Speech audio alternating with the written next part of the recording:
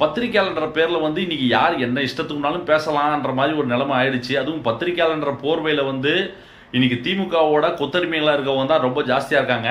இவன் என்ன பேசியிருக்கான்னு மட்டும் கொஞ்சம் பாருங்களேன்.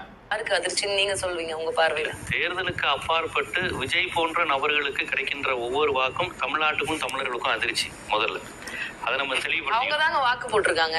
அதுதான் அது ஒரு கேவலம். அதை தான் நான் சொல்றேன், ரொம்ப ஒரு மோசமான நிலைன்னு. பாத்தீங்களா, தமிழ்நாட்டில் தாவேகாவுக்கு ஓட்டு போட்டவங்களாம் கேவலமானவங்களாம்.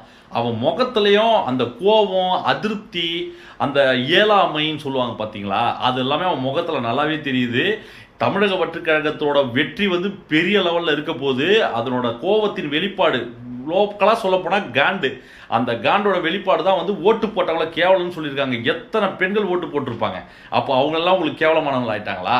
இது என்ன லாஜிக்னு எனக்கு புரியல. 2021 இதே கூட்டம், ஏன் நானே திமுக தான் ஓட்டு போட்டேன். அப்போ நாங்கள்லாம் வந்து உத்தமர்களாகவும் புனிதர்களாகவும் தெரிஞ்ச உங்களுக்கு இப்போ நாங்கள் கேவலவாதிகள் ஆயிட்டோமா?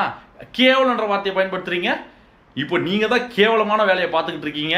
இது அறிவாலயம் தூக்கி போகிற எலும்புக்கு வந்து ஆசைப்பட்டு இந்த மாதிரி கேவலமான வார்த்தைகள் வந்து பத்திரிக்கையாளர்ன்ற பெயரில் பேசிக்கிட்டு இருக்கீங்க. திமுகன்னு பேர் போட்டு பேசுறதுக்கே உங்களுக்கு திராணியும் தெம்பும் தைரியமும் கிடையாது. ஆமாண்டா நான் திமுக காரன் தானே சொல்கிறதுக்கே உங்களுக்கு தைரியம் இல்லைன்னா அப்போ எதுக்கு அந்த வாய் உங்களுக்கு இவ்வளோ? அப்போ இந்த மக்களை வந்து நீங்கள் எவ்வளோ ஏளனமானு பேசலாம் பத்திரிக்கையாளர் பேரில். இவனெல்லாம் நீங்கள் இந்த மாதிரி ஆட்கள்லாம் வந்து இந்த மாதிரி பிரைம் டிபேட்டில் கூப்பிட்டு வந்து உட்கார வச்சு பேசுறதை நான் வந்து அவமானமும் அறிவுறுப்பாக நான் கருதுறேன். ஓட்டு போடுறதுன்றது மக்களோட உரிமை, அதிகாரம், உணர்வு சார்ந்த ஒரு விஷயம். அதை போகிற போக்கில் வந்து கேவலமானவர்கள்னு சொல்லிட்டு போகிற இந்த மாதிரி ஆட்களை என்ன பண்ணலான்றத நீங்களே கமெண்ட்ஸில் சொல்லுங்கள்.